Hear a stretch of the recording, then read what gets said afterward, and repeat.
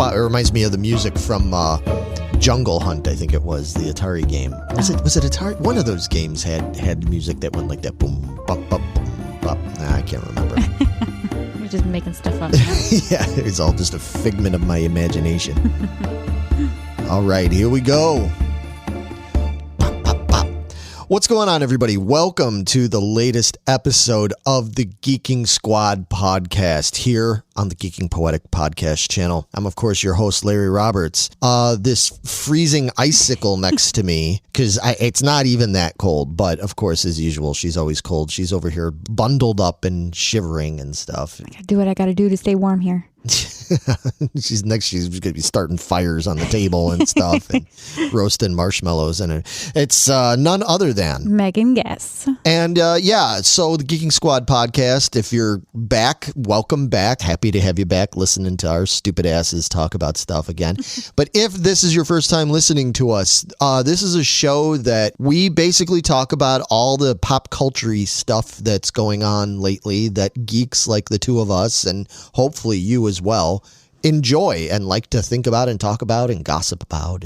Well, I think they do, because we get most of this information from our Geeking Squad group on Facebook. Yeah, that's true. That's all of you guys. So. That's true. Yep, that's true.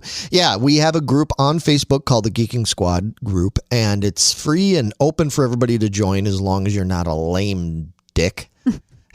Because we don't talk politics, we don't talk religion. Yes, exactly. Just the geeky stuff, please. Exactly. And people share funny memes, and we have polls and all that kind of stuff, and we feature that here on the show. We cherry pick all the best stuff from the last couple of weeks, and we talk about it here on the show. Yeah, I think we're just going to jump right into it. Let's just get right into it. We're just going to... I'm ready to shaking with it. Just dive into it, right? Just dive. So this... we've been doing this together way too long now. Yeah, we have. We really have. None of this is scripted at all. We're just slap happy here. Yeah, we're geeks in sync here. But this first segment is a segment that we talk about all the kind of news stuff coming out of Hollywood and coming out of music and different things going on online, and it is called... What's shaking, bacon? It never gets old. Good. You still like it? I'll still like it. All right. Well, that's sticking around. Yeah, because we're talking about maybe changing up some of the music and stuff on here. We'll in the future, but I think Shakin' Bacon's going to have to stick around. Always. All right. So as always, when we start with Shakin' Bacon, we like to do a little tribute, a little remembrance of people that recently have been lost. And one of the biggies, at least for people that are up in my age bracket and older, was that Marty Krofft, one of the brothers of the famous Sid and Marty Krofft duo, that produced such children's classics like Land of the Lost, H.R. Pufnstuf, Sigmund and the Sea Monsters, The Bugaloos, all that stuff from the early 70s, all that really kind of weird, trippy, almost psychedelic children's programming that a lot of us grew up on. Marty Krofft passed away at the age of 86. Mm-hmm. He died of kidney failure, apparently. So. Okay. 86, he made a pretty good run. Pretty good run of it, but nice legacy for everybody. Yeah, absolutely. Legacy for sure, because he was referred to as the king of Saturday mornings because he and his brother produced all that stuff. Now, I was a little young for some of it, but I did catch a lot of like the reruns of things. So I was familiar with Sigmund and the Sea Monsters and Land of the Lost, Pufnstuf, all that kind of stuff. But by the time I saw it, it was probably already like in rerun. Although there was syndication or something. Yeah, there was other stuff that they had moved on to and was doing. I mainly knew the Krofft brothers, and I associated them with the stuff they did later in the 70s, where they did a lot of the primetime variety shows, those things like the Donnie and Marie show, which I was a big fan of. I had the Donnie and Marie dolls. Did you? Yeah, I did. I had the dolls, and I watched them every week, and I was all into music. So when I was 3 years old or whatever it was, when I got those things, I thought they were pretty cool. Still think they're kind of cool. And they also did another show that I really liked. I remember watching all the time with my parents, was Barbara Mandrell and the Mandrell Sisters. Do you know Barbara Mandrell? Mm-hmm, I do. Yeah, country music singer. She and her sisters, they had their own variety show for a season or two there. Yeah, that I did not know.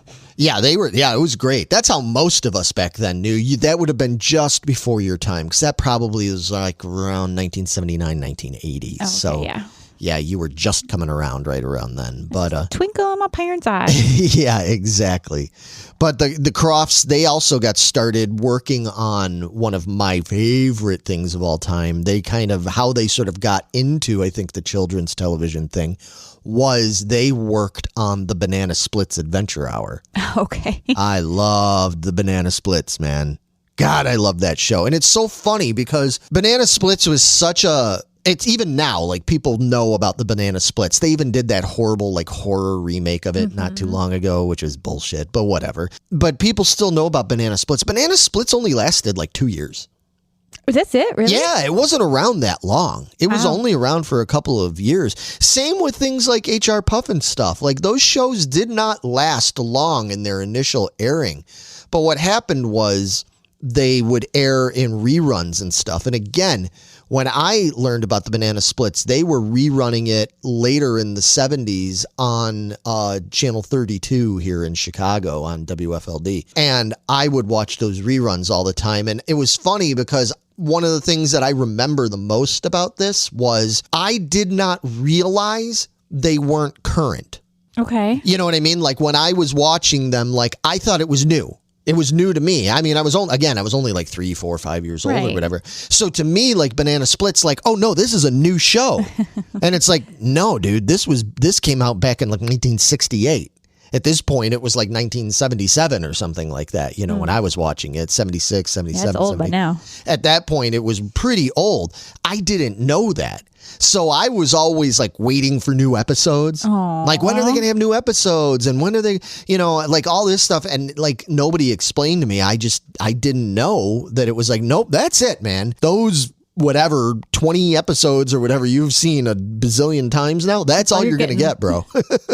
Like, that's it. But anyway, yeah, that was Sid and Marty Krofft. That's what they did, was they made all that kind of stuff, and I love it. It's still popular. It's still got a following. People still talk about Land of the Lost, and then they made movies later with Will Ferrell did that Land of the Lost movie. I like that one, actually. Yeah, it's pretty silly. So anyway, to Mr. Marty Krofft, we salute you and thank you for all the amazing entertainment. And, you were a pioneer, because that stuff that you came out with was pretty revolutionary, man. I mean, they're still making content nowadays that takes and borrows from what's the Krofft brothers stuff, originated. So that's pretty cool. Nice. And speaking of the Krofft brothers, they actually had a little tiff in the 1970s. I don't know if you knew about this, but they took issue with McDonald's. Because when McDonald's started doing their whole McDonaldland thing, when they had the Grimace and the Fry Guys and all that, the Krofft brothers went, wait a minute, this is an awful lot like what we've created. And from what I understand, there might be more to it. I'm sure maybe anybody out there, if you can direct me to an article or a video or something. So I've read this stuff years ago, but I think at one point McDonald's and the Krofft brothers had possibly been in talks about working together.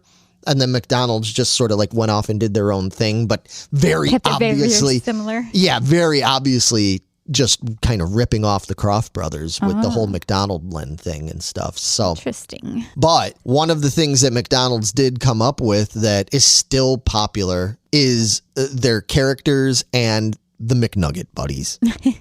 I love the McNugget buddies. They're pretty awesome. They're awesome. They're adorable. We just recently were showing them off because we got some Funko Pops of McNugget buddies. Literally just showed it off. Yep, exactly. Well, here's the good news. The McNugget buddies are back. And they're going to be part of adult Happy Meals. That's so freaking cool. That is amazing. Yeah, because I saw the McNugget buddies were coming back. I just assumed it was for the kids' meals. Nope. Still.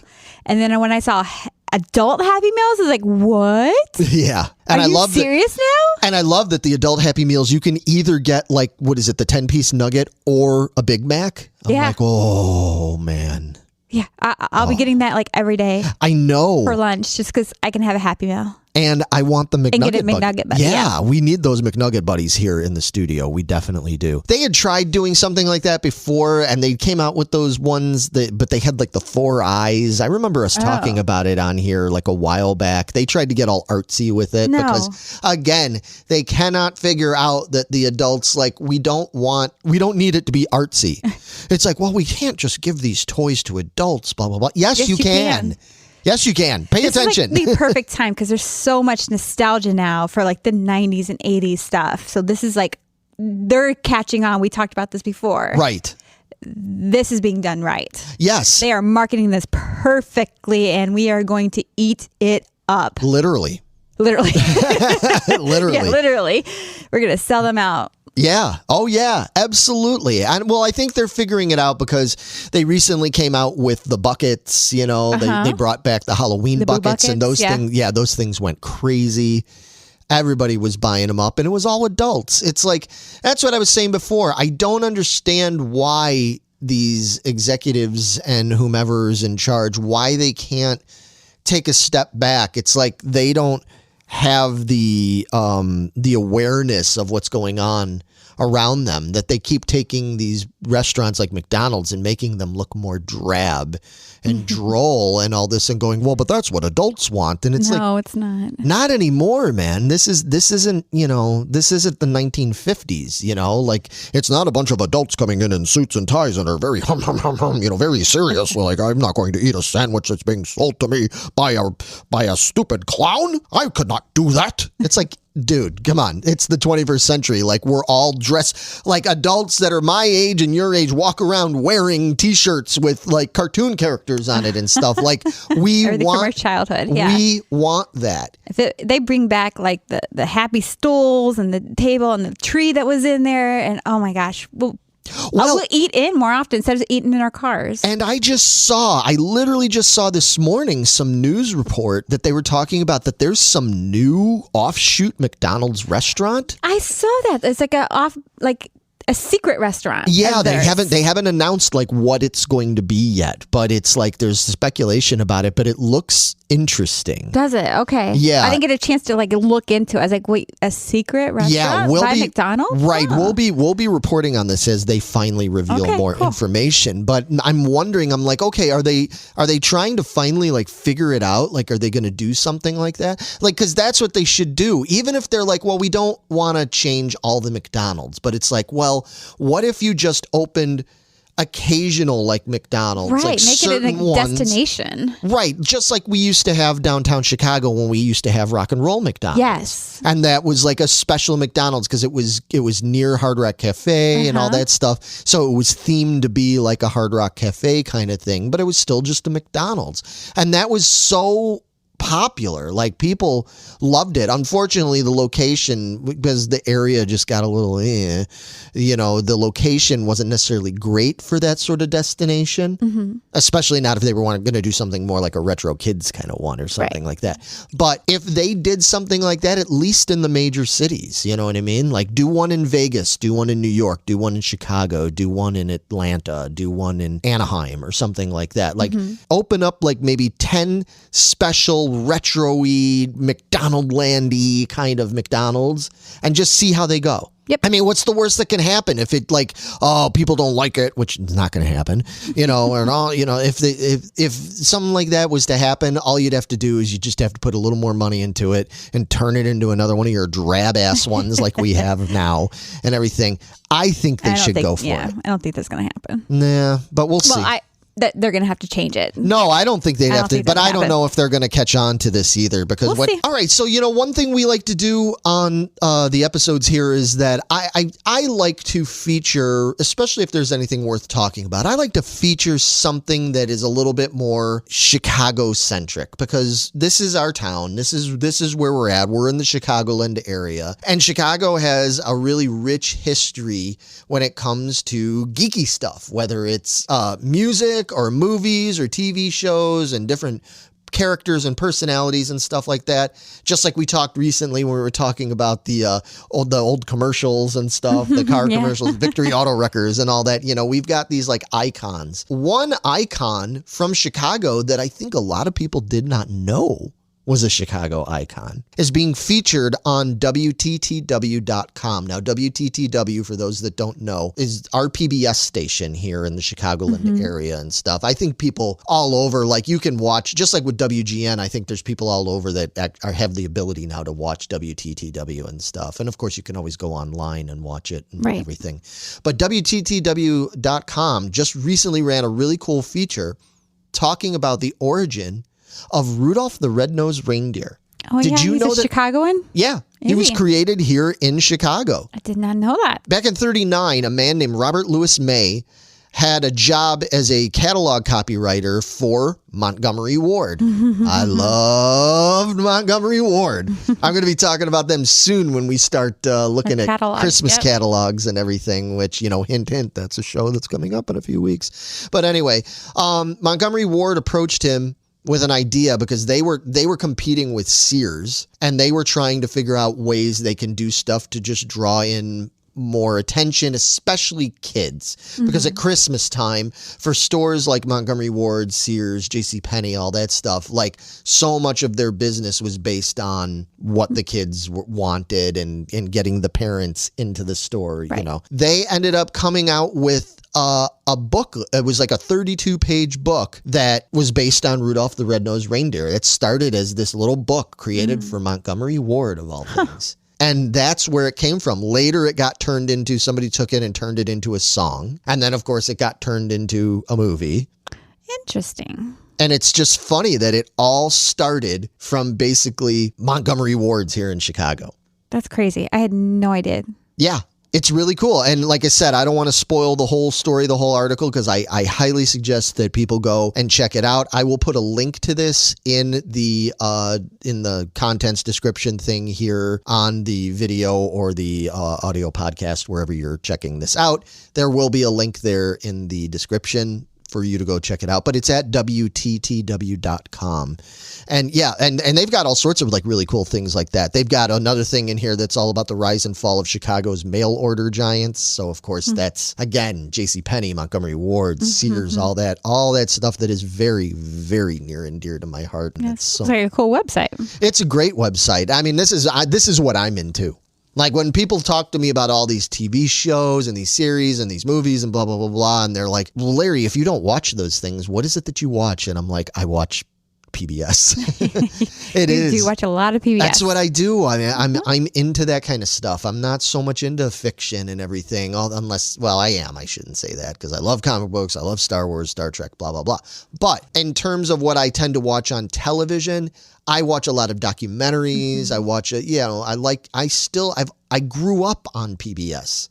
That was what I watched every day. I watched Mr. Rogers, Sesame Street, 3-2-1 Contact, Zoom, Reading Rainbow. That was all the stuff I took in every day. I loved learning, and I still do. So that's why I get a kick out of this kind of stuff. So, and hopefully by me telling you about this, I'm learning you all out there.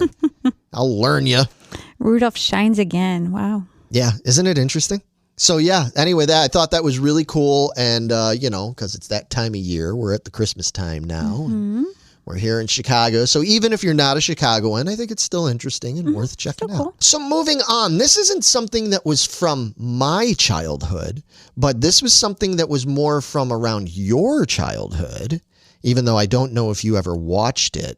Were you familiar with the show? It was a Disney cartoon thing called Gargoyles. Nope. Really? Nope. Wow, I'm surprised you didn't know, because they used to show Gargoyles. That was on TV. That would have been around the same time as like the Batman the Animated Series and DuckTales and Tailspin and all those kind of things. Yeah, I probably checked out after DuckTales and Tailspin. Yeah, Gargoyles at the time for you might have been a little too scary. Yeah, it was probably a little too dark. I was like, okay, I'm out. Yeah, same with Batman. We'd have to get, I don't know if he listens anymore, but we'd have to get your brother to chime in and be like, Jason. Yeah, maybe him. Jason, do you remember Gargoyles? Because this is boy stuff. I'm out. Peace. I'm going to go play outside. I'll bet you he's going to be like, of course I know Gargoyles. He's got it. He's got to know Gargoyles. Well, anyway, it was a really popular show there in like the early 90s and stuff. Okay. They have officially announced that a reboot of Gargoyles is coming. And from what I understand, it's a live action series.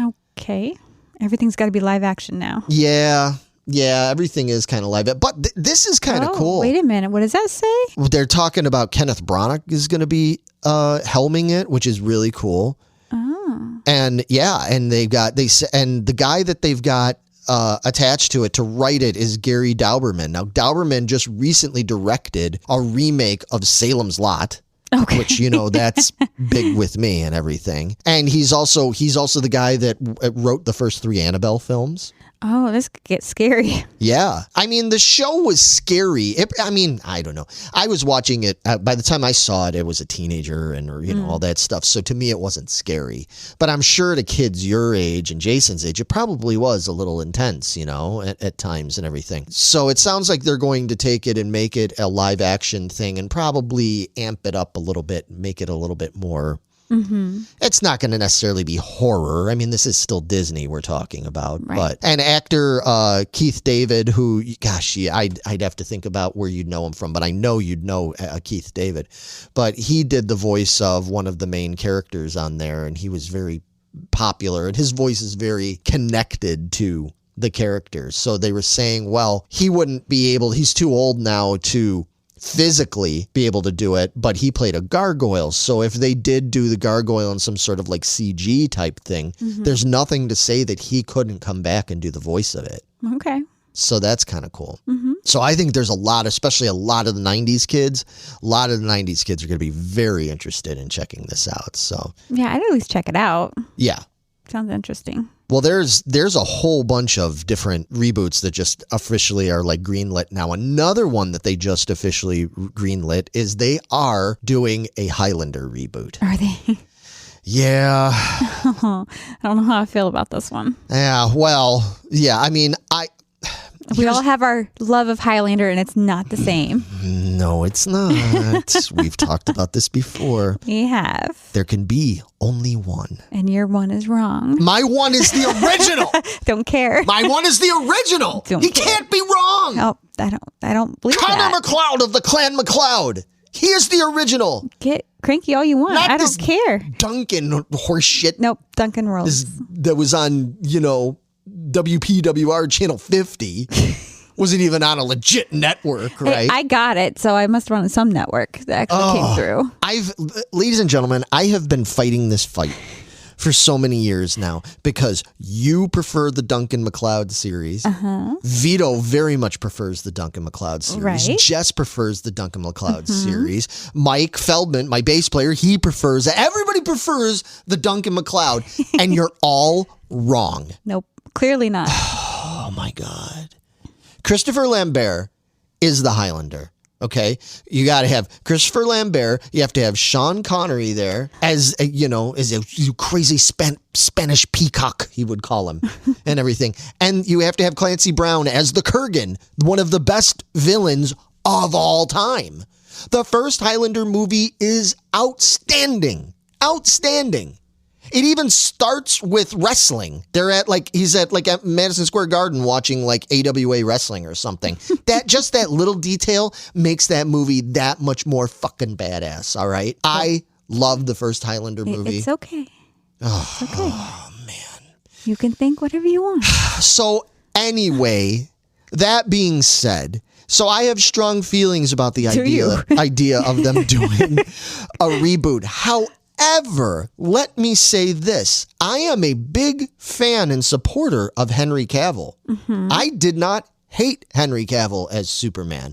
I liked him as Superman. I thought there was problems with some of the writing, but I thought him as Superman, his acting, the way he did it, he was great. I could totally see him in Highlander. I can totally see him as Highlander. I can totally see it. And that's why, unlike your Duncan MacLeod, I am more game for checking out Henry Cavill in the lead role here in Highlander. I can see him doing that. It's a little similar in ways already to what we got with him with The Witcher, which is a great show. Did you ever watch The Witcher? I have not, no. Oh, wow. Now, here's the thing. I have to admit, because again, I'm terrible with this stuff. When it comes to fiction stuff, I'm always far behind, even on the stuff I love. I need to get caught up on The Witcher. I'm real far behind on it and everything. But what I watched of it was fantastic, and it really sucks you in. And it's funny, but it's so good. And especially for you guys like you and Vito and you guys that kind of grew up more on like a lot of the 90s fantasy stuff, some of the stuff that I tend to make fun of, but it's like, but I get it, when you're a kid and you watch things like Xena or whatever, like you kind of, Xena and Hercules. Right. It's not near, Witcher isn't as hokey as those. But in certain respects, it has some of the vibe of it and even some of the humor. You would probably really like The Witcher. Yeah, I have to check that out. It's very good. So I can prepare for Highlander. Yeah, absolutely. I think that actually would be a good way to prepare for Highlander. Yeah, The Witcher was excellent. And it just reminds me now that it's like, man, I really got to get caught up on that. So anyway, I loved him in that. And I know he's not doing The Witcher anymore, but if they're able to do with him in the Highlander film what they did with him in The Witcher, then I'm on board. Okay. So that's cool with me. Lastly, there's one more. It's not a reboot though this time. What they're going to do is finally a sequel. We've had a lot of those coming out lately. We had the Ghostbuster thing that came up recently, and now they've got the next Ghostbuster one coming out, which were actually very good. Here's another one, and I'll be very interested to see how this plays out, and I'll explain why after I say what it is. Netflix has released just recently our first look at Eddie Murphy back as the character Axel Foley in Beverly Hills Cop 4. Now, did you watch the Beverly Hills Cop movies? I did a long time ago. Yeah, it's been a while. Right. Those movies are great. I thought they were really funny. They were great. But here's the thing. They were kind of their time. There's a lot of jokes, as is the case of a lot of old Eddie Murphy stuff. It's not appropriate anymore. It does not fly now. Yeah, you can't do a lot of the things that made those movies funny at the time, I mean, because a lot of it's just sort of inappropriate, unfortunately. Now, that's not to say that you can't be funny in other ways, because maybe looking back on some of those jokes, you go, well, maybe that really wasn't that funny. You know what I mean? We shouldn't have been making fun of some of these things. It was so integral to the character of Axel Foley and what made it great and why Eddie Murphy was great at it and stuff. Eddie Murphy is kind of a different guy now, you know what I mean? And I'm really curious to see how he's going to play this all these years later. Yeah, I wonder if they'll poke fun of how he used to be. Maybe. Yeah, it's tough to say. Like somebody can offhandedly bring it up. And you're like, they ain't going there, no. Yeah, exactly. So what's interesting about it, though, is not only are they bringing back Eddie Murphy, but they're bringing back a bunch of the other people that were Judge Reinhold, Paul Reiser, John Ashton, Bronson Pinchot is going to be in there. He's Belky from Perfect Strangers. Oh, is he really? Yeah. And he's also from our favorite... or at least it was one of our favorites. No, it's not. Stephen King adaptation from The Langoliers when he's scaring the little girl. Scaring the little girl! Oh, man. But anyway, yeah, that's Bronson Pinchot. So he's coming back, but he plays a very flamboyant character that had a small in there and everything. And the way they kind of made fun, I don't know how they're going to do this. You know what I mean? But it's also interesting. Kevin Bacon is going to be in it, and he's going to play sort of an antagonist, I guess, character to Foley. Taylor Page is going to be in it as Axel's daughter, and she's a criminal defense attorney. And another favorite actor of mine, Joseph Gordon-Levitt, is going to play his partner. Oh, no. Yeah.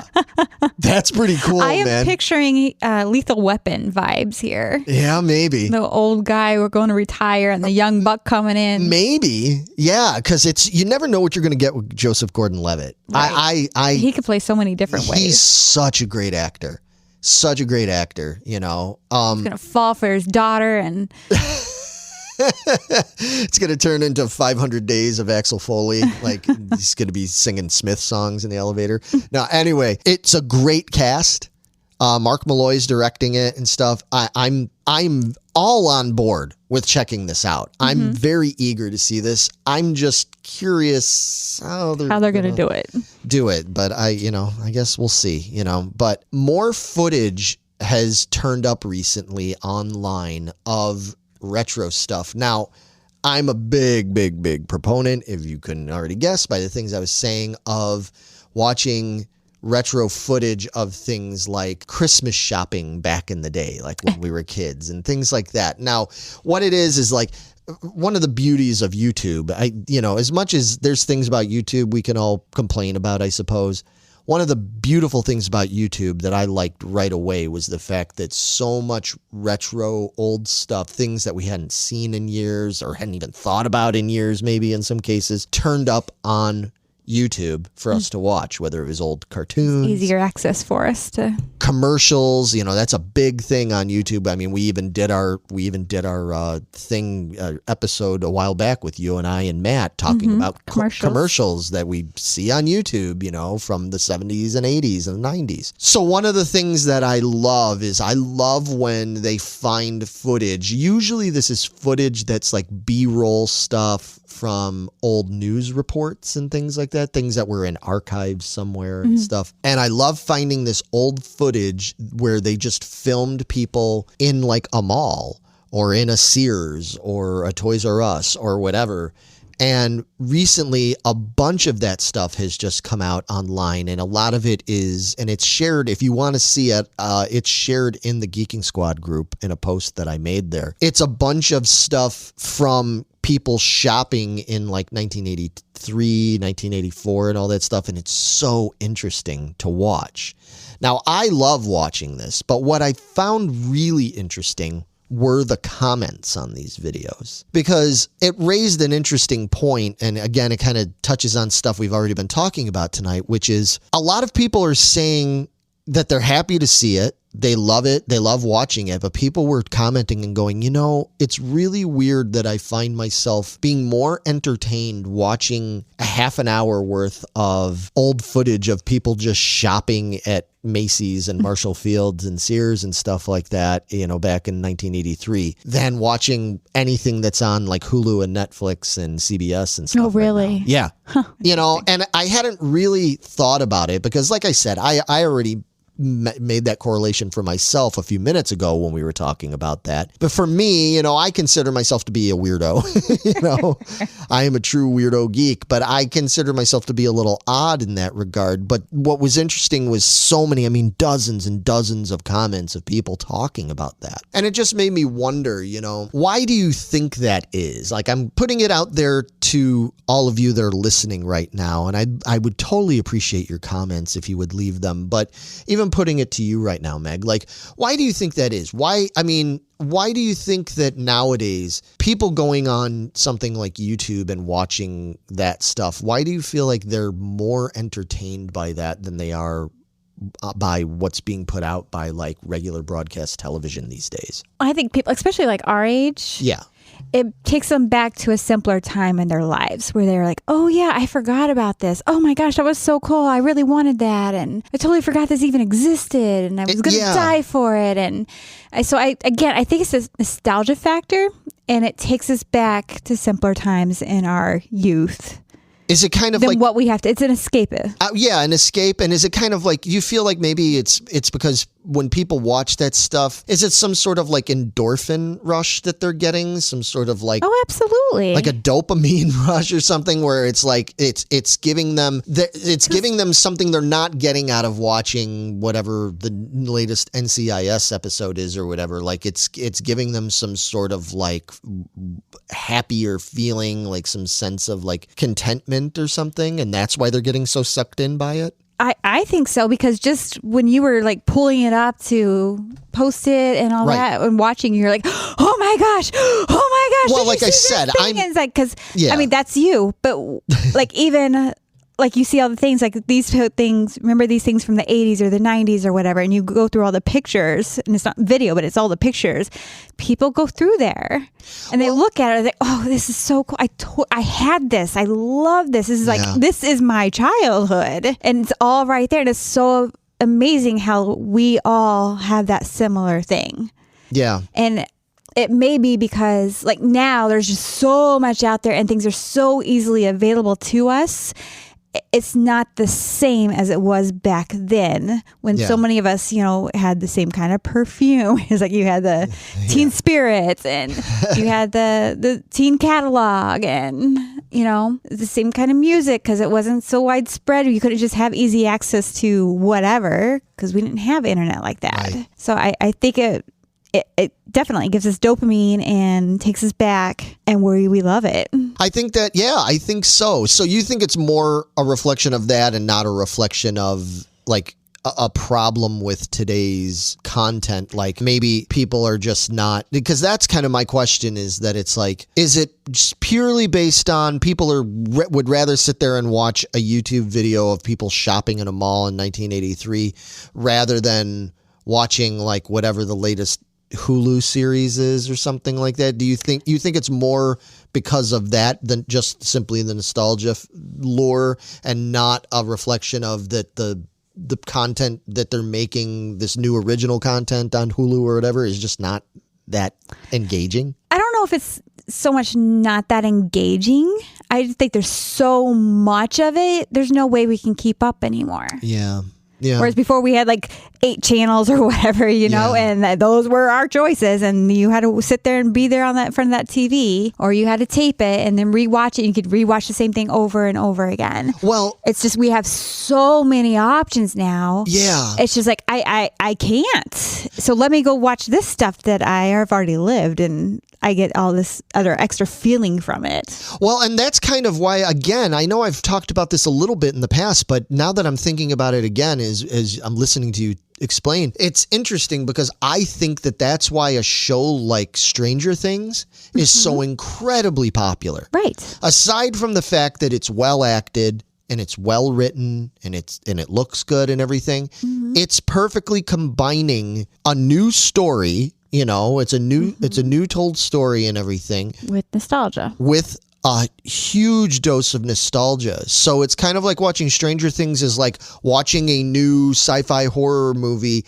and watching those old videos from the mall and all that stuff mashed together as one. And okay. So maybe then what it's coming down to is just that there needs to be, I guess it's a little bit of both. Maybe we need more of that sort of like content. And I think that they're trying to do that. I mean, that's why we've got Goosebumps and we've got all these things that are sort of trying to go back and do that. And we don't want it to be oversaturated with that. But, that makes me think about the fact that like one of the things that I love to watch, and I think it's really popular with other people, are those series like, say, Netflix has The Toys That Made Us, Absolutely. And the movies that made us and all those things. Like, I've watched those shows multiple times. Like, I've watched every episode of I think, 3 seasons? 3 seasons of The Toys That Made Us. I've watched every episode at least 3 or 4 times a piece, because again, I'm a bit ridiculous with that. I realize most people probably don't do that, but I think there's a lot of people out there that do watch it. Yeah, they're very entertaining. And and it's tying in because it's people talking about, or the movies that made us, they're talking about everything from Friday the 13th to Ghostbusters. Yeah, they're all over. All that kind of stuff. So you're getting that, but then you're getting that dose of nostalgia and all that. Yeah. Like I said, I always felt like I was out on an island a little bit here with how much I'm into the nostalgia thing when it comes to watching goofy old videos. I mean, if somebody came up to me and was like, "Hey, Larry, here's a videotape I filmed of me walking around, South Lake Mall in 1986 for a couple hours," I would be like, "Dude, I will pay you $100 out of my pocket for that right now. Give me that tape," because I will digitize that and I will watch that over and over again and I will love every bit of it. I know I'm like that, but apparently there's a lot of other people out there that are like that too, and there's a big movement with it right now. So yes. And speaking of that kind of stuff and that kind of content here, wrapping up the Shakin' Bacon thing, and speaking of toy stores and all that stuff, there is a new season coming out this month in December of a toy store near you. It's a series that's on Amazon Prime. I think this is I could be getting this wrong, but I think it's the 4th season. 4th, okay. Yeah, I know they've done several seasons already, and it's great. It's put together by the same guy and crew that put together the toys that made us and stuff like that. But this is for Amazon Prime, and the whole thing is it's like I think they're like half-hour episodes where they visit different toy stores around the world. It's not just in the United States. They go to Japan. They go all over. That's very interesting, actually. It is really interesting because everybody's got a unique story.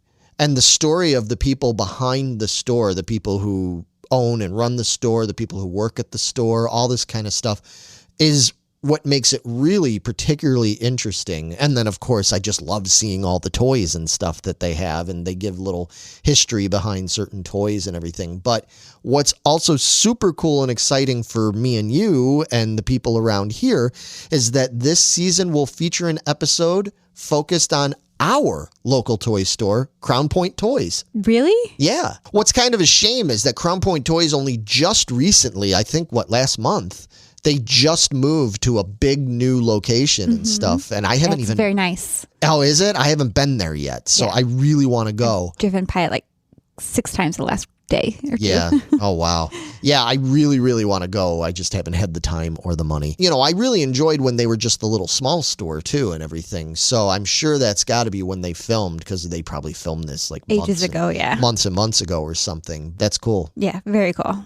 Yeah, I've gotten some really Those are great guys over there. Yeah, they're really cool guys over there and everything, and I've gotten some good stuff from them in the past. So same. All right, so I think it is about time that we move on to our next segment. But before that, we have some words from the sponsor, which is the PFPN, the Prescribed Films Podcast Network, of which we are happily a part of. And well, let's let them tell you what they're all about here. We'll be right back.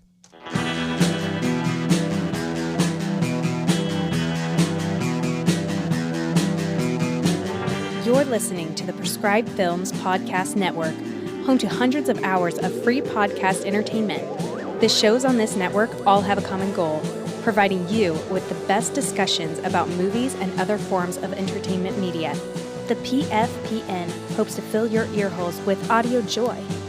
Visit our website with links to all the other amazing shows at www.thepfpn.com. Thanks for listening.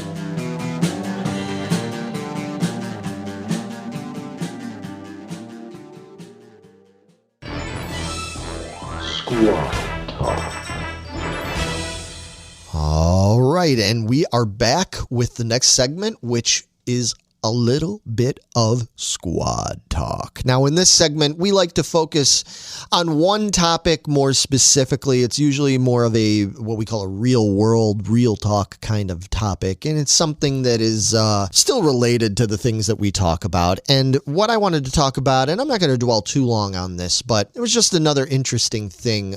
Just this week, Spotify, as I'm sure everybody out there that's listening knows what Spotify is. It's the music streaming service that a huge portion of us use, that we've used at one time or another. Spotify recently released everybody's year-end wrap-up lists to all the Spotify users out there. And what they did was it takes all the data of what you listen to throughout the year, and they made some lists for you. And it's got, when you click on it, you get a notification that it's available for you to check out. And when you click on it, it's got a bunch of animation and little silly things that make it kind of festive and everything. But it highlights things like which top 5 artists you listen to the most, which top 5 genres you listen to the most, which top 5 songs you listen to the most, and all that kind of stuff. And it's interesting to check out, because sometimes you look at it and you go, oh wow, I didn't realize I listened to that particular song or that particular artist that much. I think you mentioned it to me the other day. You kind of made a comment when those came out about what was your most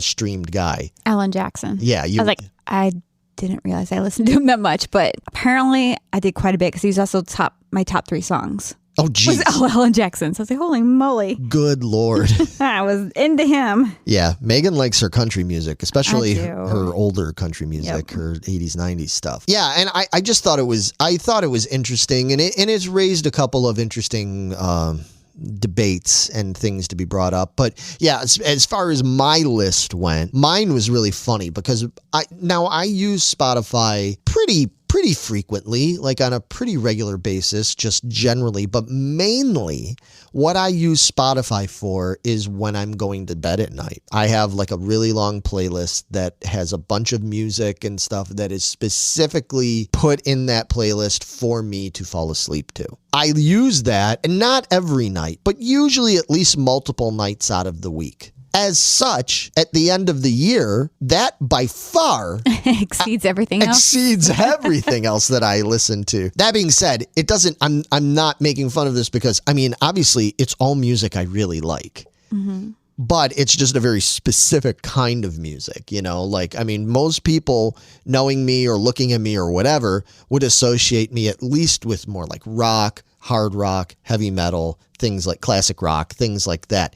There's none of that in my Spotify year-end list. It was all the Dave Brubeck Quartet, Nora Jones, Roger Whittaker, composer John Barry. It was all things like that. Songs like Aguas de Marcos, like it was all like total chill, mellow music. And when it told me, it was like, you listened to like 49,000 minutes of this. I was like, holy cow. It's really interesting because sometimes you even look at when I see certain friends that post this stuff and I'll be like, oh, wow, okay. Mm-hmm. I didn't know they were that into that. You know what I mean? Right. Like, oh, that's yeah, I did cool. that a couple times. Like, oh, okay. Or mine was skewed this year because I didn't pay for Spotify. I got rid of my subscription this year. Oh, okay. And it's a pain in the ass without the subscription. That I hated it. Yeah. So I just recently broke down and started paying for it again. Yeah. So that probably skewed what I listened to as well. It could. I really didn't listen to it that much this year for that reason because it irked the crap out of me. Right. Well, and then that kind of gets into some of the debates and stuff like that too, because I mean, people should at the very least be paying for Spotify if they're going to use it, because I know it does. Yeah. I know it does have it has plenty of ads. Trust me. Commercials and stuff. Yes. Yeah. But you know, for me, it's like, I don't feel right using it without at least paying the $10 a month or whatever the price is anymore. I can't remember, $10, $12, $14 a month, whatever it is for the premium thing. But yeah, I couldn't deal with all those commercials, especially and especially for me, because I don't want the commercials. I'm trying to sleep. I'm trying to sleep through it. You know, I don't want these stupid commercials, and then you can't play certain things, and it won't let you look up it was awful. Right. Like, I can't. This is unusable. But what was interesting, and one thing, the negative side of this was that I've seen a lot of people being really negative towards each other, and like fights, like arguments on Facebook and stuff like that. People arguing about this whole thing because there's a bunch of other people that are taking the stance of like, screw your year-end Spotify wrap-ups, you bunch of posers. Like, I never use Spotify, and you know, blah, blah, blah, and all this stuff, and it rips off artists and all this other shit. Well, here's the thing. You're not wrong because as an artist who is on Spotify, and I'm on Spotify in multiple formats because we're on Spotify. You and I are on Spotify as part of this show, but I am also on Spotify because I'm in November's Doom, and we've got, 30 years worth of music on there and everything. And Kayla's Clone's on there. And the Kayla's Clone is on there as well. Yes. And I'm on at least one of those CDs. So it does suck, everybody. I mean, I can't really defend it in that regard because they don't pay us, the creators and the artists and stuff. They don't pay us anywhere near what we should be owed. It's a real problem. But the reason I want to bring this up, and I'm curious to get your input on this too, and all of you at home, is this, and it's, we get at each other's throats about it, and we point fingers at each other. And I don't think that's what should be happening. Like, as an artist, as somebody that makes content that is on Spotify that I am not being properly accounted to for, I can say honestly, I don't want any of my fans or friends, I don't want them fighting with each other over this. What good does that do? It doesn't. Well, the problem is the people that think that they're taking I'm going to say my side in this instance, right? Trying to stick up for that you. are trying to stick up for the creators, right? Like myself. They're trying to side and go, well, you're screwing them over because you're listening to them. You should be going out and just buying the CD, buying the vinyl, blah, blah, blah, blah. And like, here's the thing. Of course I want you to go out and buy the vinyl. Mm-hmm. Of course I want you to go out and buy the CD. Mm-hmm.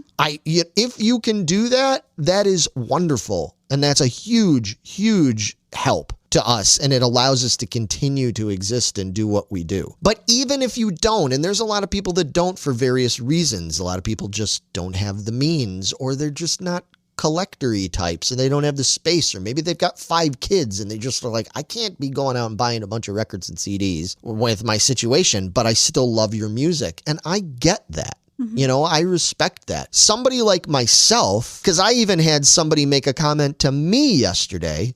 I had commented on another friend's post talking about the Spotify stuff, and I had made a comment, and somebody commented to me about insinuating basically that I and other people that were, I guess supporting or whatever you want to call Spotify by using it and talking about our year-end wrap-ups, that we're posers and all this stuff. Like, you posers, go buy the music. And I'm like, did they have any idea how much music you own? I'm like, okay, dude, check this out. So here's the thing. They've clearly never been in your house. Yeah. It's like, check this out, man. I can't speak for everybody else, but I can tell you right now that if you just walked into my living room, for Christ's sakes, right now, and you looked at the shelves on my back wall and you saw how many, I don't even know because I've lost count. I want to say hundreds, but it's probably getting into thousands now of just vinyl that I own. And I still buy vinyl, new all vinyl, old vinyl. I buy new press vinyl. I buy vinyl of new artists, new releases. I buy vinyl all the time when I can, as much as I can afford, because that shit ain't cheap. No. And I've bought digital downloads. I've bought just actual like MP3s and stuff. Mm-hmm. I've bought digital downloads in the past. I've done my part and I continue to do my part. Plus I pay for Spotify every month. All right. If you don't like that, that's fine. If you don't believe in it, you don't think that's the way it should be, that's fine. But if you're going to come at me or anybody else like me in that way, and you think you're doing it because you're sticking up for the artists like myself, you're not. And you're not helping anything. What I think needs to happen here is we need to complain. Yeah, people should be complaining about what's going on with the streaming services and stuff like that and the sharing and all that. But we need to be focusing that in the right direction. And it needs to be getting focused at the companies. Go write your record label, write whoever, you know what I mean? Blah, blah, blah. And people blow it off. And that's fine. You want to blow it off? Blow it off. But then by the same token, a lot of you same people that are blowing that off are pointing fingers at me because I posted a Spotify year-end wrap-up. You're focusing in the wrong direction and everything. And there is still a lot of good that comes from using things like Spotify. It's keeping a lot of the music alive. Right. Because it can expose people to new music. Just like our friend just made Shadows of Jupiter. Right. Made their debut on Spotify. And that's how a lot of people are going to find them, to be able to go buy their records and their merch and go to their shows, et cetera. Right. Well, I mean, and that's the thing. Like, so if you want to find stuff on Spotify, and I get it, if people are sitting there going, well, don't just listen to music on Spotify for free and that's all you do. I understand that. Yeah, that isn't as helpful. All I'm saying is there's an X factor there that a lot of people don't even think about that really does matter, and it really does help. Because unfortunately, the way things are done nowadays, and I'm just trying to inform people here if you don't know. The way things are done nowadays, because there's not enough record sales and chart positions and all that stuff anymore, like it used to be 20, 30 more years ago. Mm-hmm. So much of how things are done nowadays is based on what your streaming numbers are, what your view count is. I mean, we know this just from our show. That's why we're always pleading with people, please like our videos, on YouTube. Please share it, please. It's vital. That's all they care about. Vital is the key word. It is not the vital. Quality of the content. None of that matters. Yeah, it's the numbers unfortunately. behind it. And it's ridiculous that it's that way, but it is that way. And so we had the attitude with November's Doom at first, like for a little while there when we were going through stuff with our old record label, none of our stuff was available even for streaming. It wasn't on Spotify there briefly. And we heard from a ton of people that was like, whoa, we can't listen to your music anymore. Where did it go? Mm-hmm.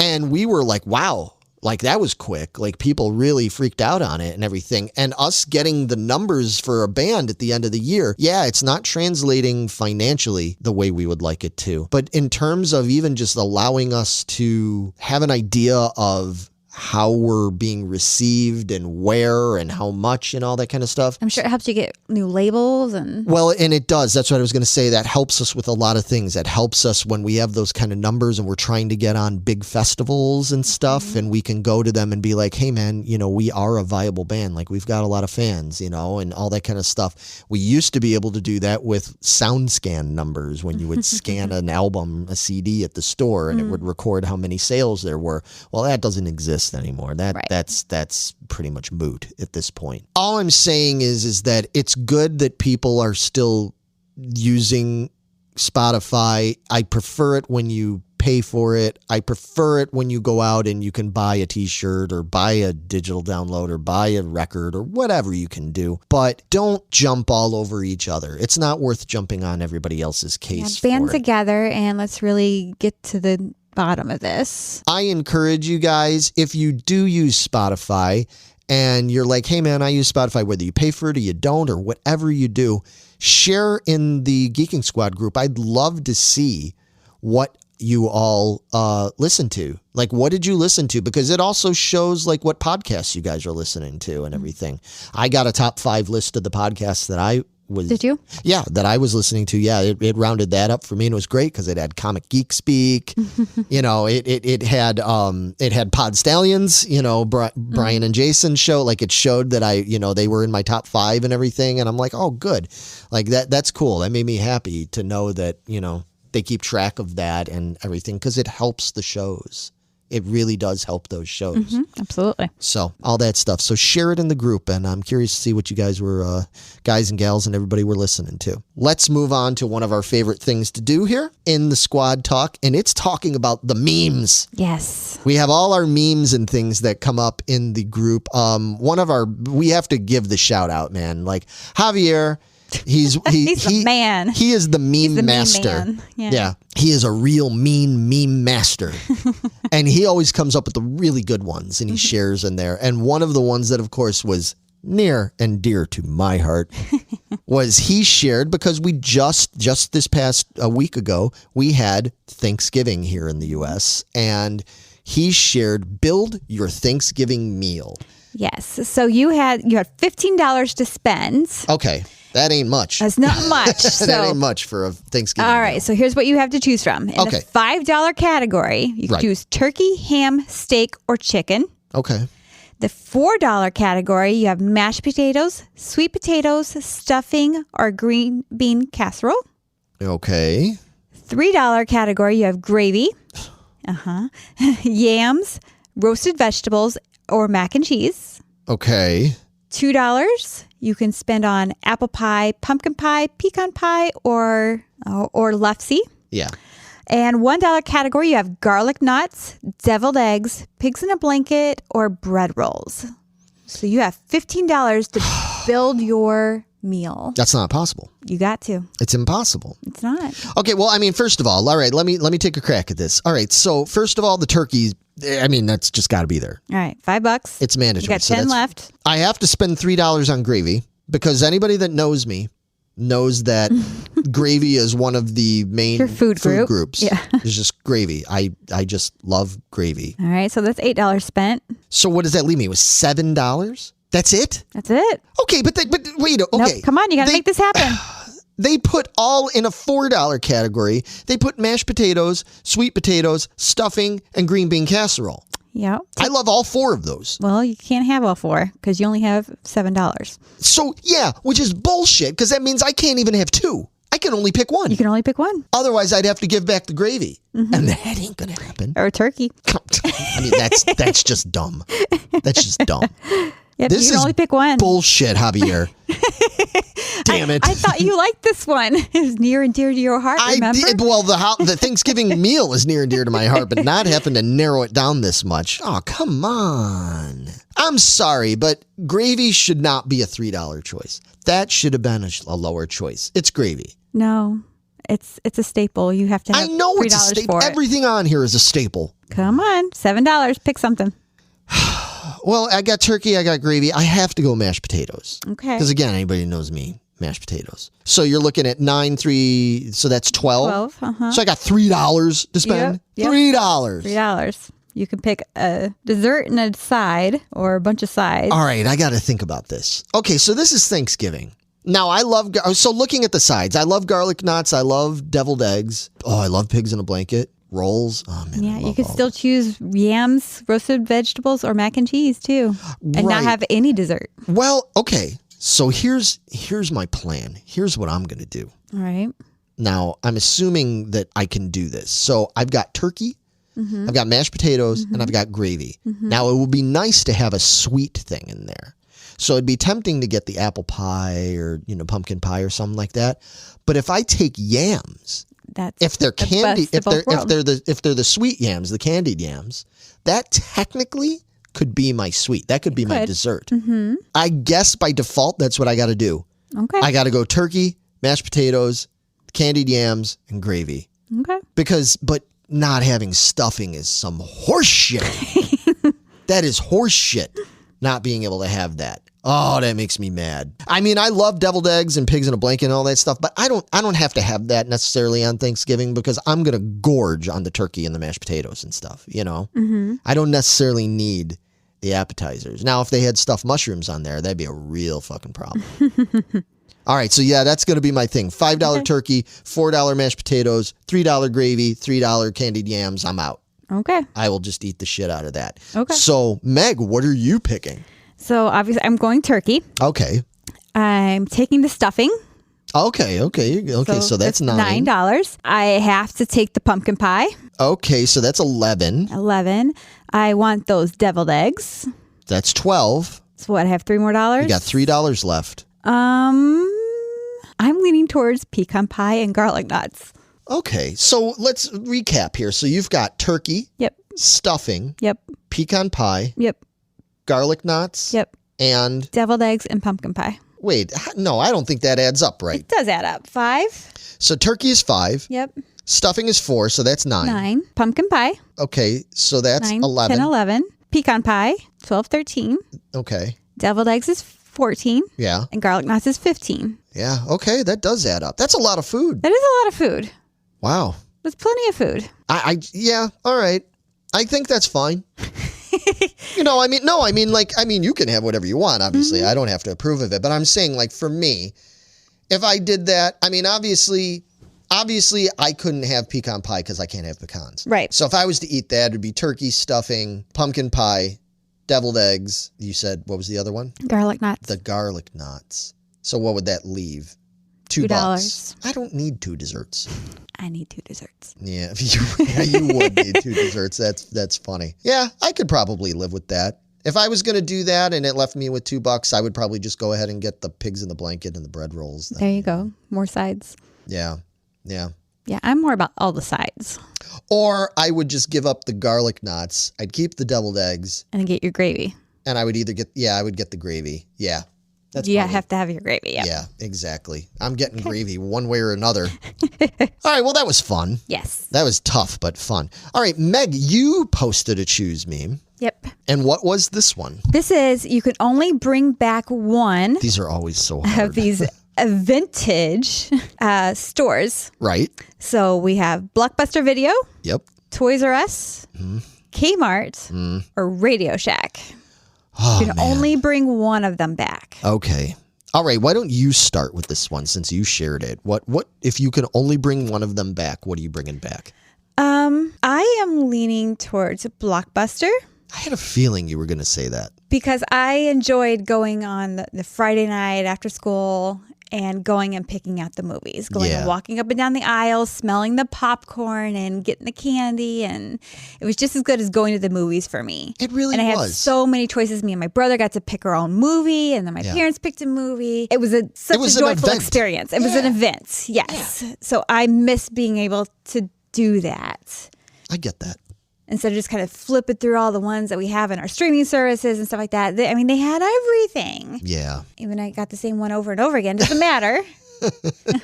What movie did you rent from Blockbuster the most? I don't remember, but Okay. mostly likely like Quigley Down Under or something like that. Quigley Down Under.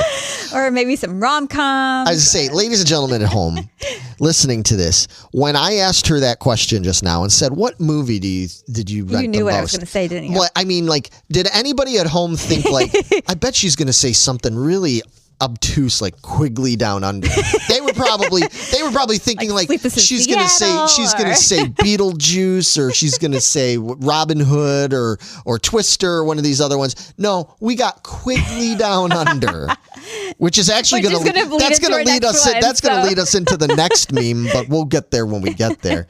No, you know what? Honestly, I had a feeling you were going to say Blockbuster, and the way you explained it, that makes perfect sense. And I got to say that almost makes me want to choose that. Oh, yeah, really? Yeah, it almost makes me want to choose that for that reason, because that whole experience, like you were talking about, of going into the video store and looking, I would spend a lot of time in the video store. Absolutely. Like quite a while. It wasn't like run in, run out. You had to go up and down the aisles. If there was something specific I was going for, yeah. I would go for that, and then I'd still go up and down the aisle. Right, but I mean, yeah. So I totally relate. I can understand that. I'm not going to go with Blockbuster, though. Okay. The obvious one, everybody's going to be like, well, come on, Larry, you're going to say Toys R Us. Well, maybe I'm going to say Toys R Us. I don't know. Does it help if we use, I do believe Angie said in the group, I don't know if this is going to help, that Toys R Us is already making a comeback, so we don't have to vote it back in. Yeah. Does that help? Yeah, I mean, that's kind of, I get what Angie's saying, but that's kind of a technicality there. I don't think that's what. Here is what's really going to make it more of a technicality. Kind of, I guess, in a way of like what Angie's saying, but taking a little bit of a different angle here. When they're asking you can only bring back one, do they mean bring it back to the way it used to be, or the way it's likely to be now? Because I would assume in the way it used to be. Because, see, that's the thing. It's like Toys R Us, towards the end, and where Toys R Us was at, even though I very much do miss it, but where Toys R Us ended up being at in the years before it closed down, we'll say basically the 21st century, most of the 21st century. It was a shell of what it used to be. Compared to how awesome it was. Everything from the way it looked, the way it was laid out, there's the different stuff they had and did there. I mean, so was Blockbuster. I mean, I'm thinking more like in its heyday, this is how I want it to come back. Okay. I guess if it's going to be that, then yeah, I will probably go with Toys R Us. Okay. But it's really tempting to say Kmart or Radio Shack. And there's a big part of me now that it's hard for me to say this, but I almost think that if I'm really being honest with myself, I'd be as excited to bring back Radio Shack. Really? Yeah. Yeah. Interesting. Radio Shack was really cool, and I didn't appreciate it enough when I was younger.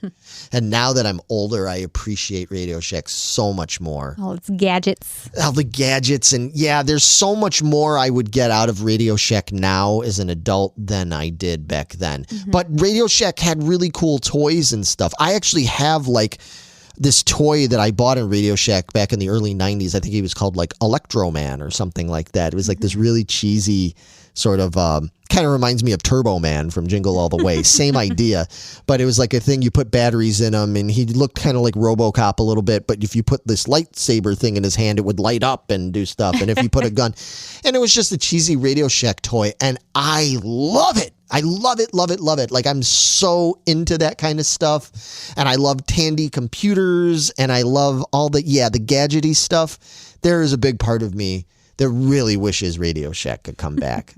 So I'm kind of like the more adult me wants to bring back Radio Shack. The nostalgic kid in me wants to bring back Toys R Us. Pick one. Kmart is really cool too.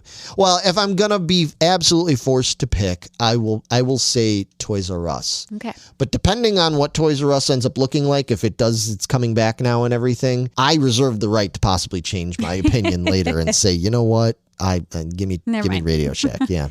All right, so move on. So I posted another meme in here. Yes, you did. And this is such a you meme. It's like, what are you doing in the 1980s? And it has all these wonderful men with these little big, luscious mustaches. Jesus. So we want to know who had the best mustache. Do you want to name off who all these people are? Well, yeah, I don't even know if I can name all of them. Name them better than me. There's a bunch of them. You've got like John Oates from Hall & Oates, Eddie Murphy, Weird Al Yankovic, Mike Ditka, Prince, Freddie Mercury, Geraldo Rivera, Charles Bronson, Frank Zappa, Burt Reynolds, and is that Sam Elliott there? Looks like it. And Hulk Hogan, Tom Selleck, Wilford Brimley, diabetes, Lionel Richie, and Alex Trebek. Wow. That's quite That's quite a bit of mustache there. Yeah. Why don't I leave this up to you? Because you're I mean, it's pretty obvious for me. You're going to say Tom Selleck, right? Oh, yeah, I am. Quigley Down Under. Quigley Down Under. Well, okay, I love his mustache. Oh, God. Yeah. You're so weird. Magnum P.I. See, Megan should have been born in like the 50s. So you could have been a middle-aged woman in the 80s. And you would have just... It's like, yes. You would have just eaten it up, you know? Although Hulk Hogan had a pretty sweet mustache. Oh, my God. That thing was so cool. Oh, wow. That's good. It was so cool back then. Good Lord. Good Lord. Well, because I'm such a huge fan and it's so iconic to him and everything. A lot of these are actually very iconic mustaches. I'm going to go with Frank Zappa. Okay. Because I mean that Zappa mustache, you know, and then with the little hair under the lip and everything, like that whole look, you know, like you can just there's T-shirts that out there that have just the mustache and the little hair. Are there really? There. And you know, looking at it, you go, oh, that's Zappa. Like even without the rest of his face, like you know that's Zappa. It's so iconic. And I know you could probably do that with some of these other mustaches and stuff too, but that one in particular, it just had such a defining shape and everything. But I mean, it's just so funny because this is like this is your childhood. Yes, right. Like looking at all these people, like it's just Ditka. I mean, I grew up in Chicago and in a very football household, man. It's still a fucking football household. Yes. I fucking love football so much. But you know, Ditka was just like the hero in my house, you know. So yeah, the Ditka's got it. That's probably my runner-up is the Ditka and everything. But yeah, so I'm going to go with, you're going with Selleck and I'm going with Zappa. All right, cool. What are you guys going with out there? Yeah, we want to know. You guys got to let us know in the comments. So we're always begging you, leave a comment. We got to know. I really got to know what mustache you're picking out of this. That would be hilarious. We've got one more. One more. Our buddy Matt. Yep. Good old Matt. He posted a choose meme, and this was about video game controllers. And the question was, which controller did you start with? Now, I'm not going to list all of them off, but it's got all the usual suspects. Number 1 is an Atari 2600 joystick. Number 2 is the controller from NES. Mm-hmm. Number 3 is what is that? Sega, probably. Yeah, Sega. Number 4 is Super Nintendo. So on and so forth. We've got the Xbox controller in here, PlayStation. We've got all these. Think of all the controllers out there, folks. Wii and the Wii controller and stuff. So this is which controller did you start with? So Meg, which one did you start with? I started with number 1 Atari. Oh, you had an Atari? Yes, we did. Oh, that's cool. Absolutely, we did. Okay, that's cool. Yeah, I didn't know. I thought for a minute maybe you started with like Nintendo or Sega or something like that. Yeah. Yeah, this one. Well, no, we played Atari a lot. Oh, okay. A lot before we got Nintendo, but it was a very exciting time. Yeah. Nintendo. Oh, I bet. But yeah, we started Atari, played Pong. Oh, okay. A lot. A lot. Yeah, that's mine, obviously. Anybody who knows me, you've seen me wear the Atari shirts and you've heard me talk about Atari, and I'm going to be talking more about Atari coming up soon because for Christmas, I got me the new Atari 2600 Plus coming and everything. So I will be doing a thing about that. But yeah, for me, it would be Atari. Now, here's a real quick addendum to it. That might have been your first one, but what is your favorite? Nintendo NES. The regular NES. Yep. Mm-hmm. Okay. All right. Even though it hurt your hands. Your thumbs, you're pressing this button. Oh, your thumbs would get real tired. Oh, yeah. For sure. Yeah, well, no, for me, it's got to be the Atari joystick. Yeah. I'm still not good, as we've proven on this show before. I'm still not good with the whole D-pad thing. Like, give me a joystick and I've got a fighting chance. You give me like a Super Nintendo controller and I'm a mess. You just like you and Vito are like, what are you doing, Larry? And I'm like, I don't know. I'm just pressing buttons. Why is it doing that? And it's like, why did you press that button? I'm like, because I don't know what I'm doing.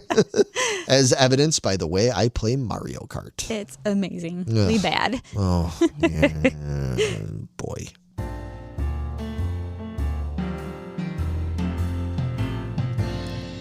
What do you suggest? All right, so this last segment here, we're going to try to do this as quick as possible because I know this is a long episode. We tend to go long on this, but that's what you're in for, folks. If you want 30 minutes or less digestible things, then you can watch some of our toyetic videos and things like that. But this is the long haul show, In the What Do You Suggest segment, we like to suggest to you all things that we are into, stuff we've recently enjoyed. It could be new content or old things that we've, found again or something like that. For me, the thing that I'm going to suggest, it's something old that is new again in a bunch of different ways. We are talking about the return of the 10th Doctor. Now is the 14th Doctor, and we don't know how that's happening. But my suggestion is that you check out the new Doctor Who special. It's on Disney Plus, and it's so good. Well, funny you should say that because that is also what I want to suggest because it's that freaking good. Yeah, you enjoyed it? It was so good. I was like, how is this even going to work? How is he going to meet Donna again? And I was like, oh my gosh, how is he even back? And none of this makes sense, but it all made perfect sense. It was brilliant. Yeah, I told you. Oh my gosh. I knew you were going to dig it. Yep. After I was like, oh my God, this is. TARDIS is so sexy and clean. This TARDIS looks great. Anyway, oh man, yep. It's so good. Here's the thing I want to say real quick. Now, I've always been a Doctor Who fan, and many years ago we turned you on to Doctor Who, and you became a big Who fan and everything. Mm-hmm. And it's not like I've ever stopped liking Doctor Who, but admittedly, the last couple of Doctors with Capaldi and with... Yeah, Capaldi lost me. And with Jodie Whittaker, I thought they were fine, but some of the writing and stuff I didn't care for. I need to go back and really properly watch that stuff, especially the Whittaker stuff. I really didn't take that in as much. I thought she was great. She was an awesome Doctor. Some of the stuff I tried watching, I was like, I'm not jibing with these stories and the way they're directing this. But we've got David Tennant for now, temporarily back. We've got Donna back. That's crazy. We've got Russell T Davies back writing and helming all this stuff. The guy that brought us back in the first place with Eccleston and with Tennant and all that stuff. I had high hopes for it. I was really worried I was going to be let down. I wasn't let down at all. I'm not going to spoil anything for you people because I really want you to go watch it. I wasn't let down at all. And here's the thing. I didn't realize it reminds me of the line in Excalibur when Arthur finally drinks from the chalice and everything, when he drinks from the Grail, and he says, I didn't realize how empty my soul was until it had been filled. And I did not realize how much I missed it and needed it. I was like, oh God, this is so good. Like, oh man, I needed this. I needed this back. I needed the 10th Doctor back. I needed Dr. Donna. So great. I needed this kind of content. I needed this sort of story. And here's the other thing I want to say real quick. Not going to get preachy, but I'm just going to kind of give my opinion because this is what we suggest. You're going to see, because I've already seen it, you're going to see people online that are going to be complaining about the Doctor Who specials because they're going to talk about how it's kind of preachy because there's topics in it that are relevant to social topic things that are going on these days. And just like we talked about recently with Disney and all that stuff. And there's some people that are saying that they don't like that. Don't listen to them. Watch the episode, have an open mind, and pay attention. They make it make sense. Everything they do in there. It's not just frivolously thrown in there to preach at you. Yeah, it's not pandering. No. It's not pandering. The stuff that, there's things in there that has to deal with, sexuality and gender and blah, blah, blah, blah. It all makes sense to the story. Yes. They made it so make good. Perfect sense to the story where you go, well, of course it's that. Well, of course that character turned out like that. Of course it all makes sense. It's not just a bunch of bullshit they threw in there just to appease certain people out there. It's great. Yes. And I'm glad. That's cool. So is that going to be your suggestion? That's my suggestion too. Okay. Yep. All right. So that works out beautifully because doubly go watch it. And there's 3 episodes total. The next one I think is out today. Oh, is it? Yeah, I believe all right, so. Then we need to shut up so I can watch it. I know. I really want to watch it. So, but that first one, go and watch the first one and then take it from there. And obviously, if you're not that much into you know what? Even if you're not that into Doctor Who, they also did a great job of catching you up with what you needed to know before you watch that episode. It's like why he can't be. Right. What the problem is with him coming back and with Donna being there and seeing him. They explain a lot of it for people that either don't remember or just don't know, aren't too sure. This is where they're going to jump in at. So they made it good for you to jump in with it. Yes. So awesome. Go watch it. And then lastly, we always suggest out another content creator out there, a channel or a podcast or something that we really like. And Meg, I think you have one that you wanted to suggest. Yes. I recently found this YouTube channel and it's called Be Amazed. Okay. And they do a bunch of fact videos. Okay. I was watching one today on my way home. Actually, it was mysterious things that have appeared, and just as quickly as they appeared, they disappeared. Like the monoliths from 2019 or whatever that was, that just kept appearing out of nowhere, and then they were gone just as fast as that. Right. And then there's another one the male body and facts about that. And it was actually interesting. Okay. And another one was, these are, the life-saving tips that we've learned to grow up with. And you don't wiggle too much when you're in quicksand and stuff like that. Or make sure you stand still. And nope, that's not right. Don't do either one of those because you're going to die if you don't have somebody to heroically pull you out. This is what you do. And they were just really interesting. And the guy who's doing it presents it very well. It's he has cartoons that goes along with what he's doing. Okay. And it's fun. And he does a lot of bad puns. I love that. Oh boy. Okay.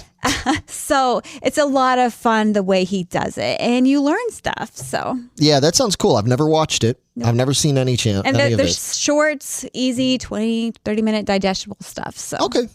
So just fun little YouTube perfect thing to watch on your lunch break kind of thing. Exactly. All right, cool. Be Amazed, it's called on YouTube. Yeah, he's got a lot of subscribers. Mm-hmm. Okay, cool. So it's a popular channel. It's funny. I've never seen it before. Well, that's why this helps. That's why hopefully we're turning you all on just like you just did with me with this channel because I'd never seen this before. So they've got Instagram and TikTok as well. Awesome. Cool. Okay. Be amazed. Yeah, I'm sure I will be amazed because that sounds like stuff right up my alley. All right. And with that, we are out of here. Well, this was a fun one. A lot of fun stuff to talk about on this one. Next time we're back, I think it's going to be pretty close to Christmas. So we'll probably do maybe we'll do a special Christmassy one. I don't know. We'll have to see what's going on. See what's going on in the squad. But we'll be back in a couple of weeks, folks. And like, share, subscribe, all that stuff. We'll see you all real soon. Take care, everybody. Bye, guys. Bye-bye.